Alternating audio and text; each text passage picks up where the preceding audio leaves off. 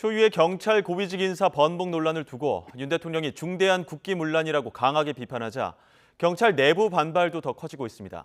행정안전부의 경찰 길들이기 시도가 아니냐는 건데요. 행안부 내 경찰국 신설을 골자로 한 경찰 통제 강화 방안과 관련해 반발까지 더해지면서 갈등이 커지고 있습니다. 취재기자 연결합니다. 송재인 기자. 네, 사회일부입니다. 네, 윤 대통령이 오늘 아침에 경찰 치안감 인사 번복 논란을 강도 높게 비판했는데 경찰도 이에 대해서 다시 반발하고 있죠. 네, 내부 반발은 물론이고 공개적인 비판 발언까지도 나왔습니다. 경찰 내 노조 역할을 하는 직장협의회 전국 대표단 기자회견에서 나온 발언입니다. 경찰은 인사를 밖으로 표출시켰다간 중징계를 받는다며 2시간 뒤 뒤집힌 인사가 나왔다는 건 무언가 보이지 않는 내부 의도가 있는 거라고 지적했습니다. 결국 이번 치안감 인사 번복 사태는 행안부의 경찰 길들이기 시도의 연장선이라고 비판했는데요. 직접 들어보시죠. 저녁 7시에 문서가 나오고 9시에 도경찰청장들 부임을 하라고 합니다. 이임식도 없고 인사할 수 있는 시간을 전혀 주지 않은 거죠. 그 다음에 행안부 안에 경찰국을 설치하려고 하는 이런 시도들로 봤을 때 경찰 길들이기 아닌가. 인사권자인 대통령의 재가도 없던 상황에서 경찰이 행정안전부로 올린 자체 추천 인사를 그대로 공지한 건 국기문란격이라는 윤 대통령의 발언과 관련해 책임 소지를 반박하는 발언으로 풀이됩니다.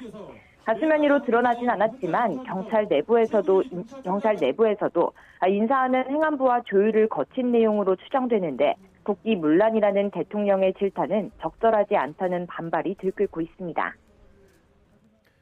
네, 이번 치안감 인사 번복 논란이 더 심화된 건 행안부의 경찰 통제 권고안과 맞물렸기 때문인데 이에 대한 경찰 내부 반발도 계속되고 있죠. 네, 그렇습니다. 경찰 직장협의회 기자회견에서는 경찰 통제 권고안과 관련한 성토 발언도 줄을 이었습니다.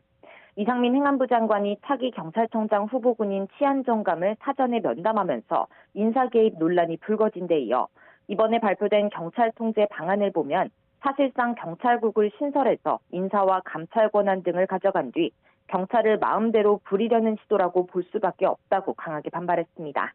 직접 들어보시죠.